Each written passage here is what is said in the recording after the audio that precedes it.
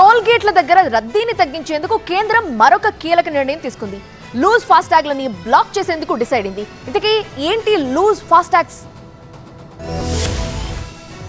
దేశంలోని టోల్ గేట్ల దగ్గర ఈజీ జర్నీ కోసం కొత్త టోల్ పాస్ విధానాలను తీసుకొస్తున్న కేంద్రం లూజ్ ఫాస్టాగ్ల విషయంలో కఠిన చర్యలకు ఉపక్రమించింది. లూజ్ ఫాస్టాగ్ యూజర్లను ఇకపై బ్లాక్ లిస్ట్ లోకి చేర్చబోతుంది.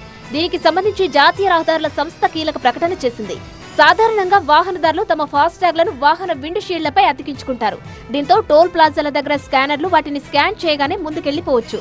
కానీ కొందరు ఉద్దేశపూర్వకంగా ఫాస్టాగ్లను అలా అతికించకపోవడం, టోల్ గేట్లు వచ్చినప్పుడు పర్సులో నుంచి తీసి చూపిస్తూ స్కాన్ చేసుకుని వెళ్లిపోతుండటంతో ఇబ్బందులు ఎదురవుతున్నాయి. ఇలాంటి ఫాస్టాగ్లను లూజ్ ఫాస్టాగ్ గా పిలుస్తారు. ఈ విధమైన యూజర్లతో టోల్ పాస్ నిర్వహణ సమస్యగా మారుతోందని, ప్లాజాల దగ్గర రద్దీ పెరుగుతోందని NHAI తెలిపింది.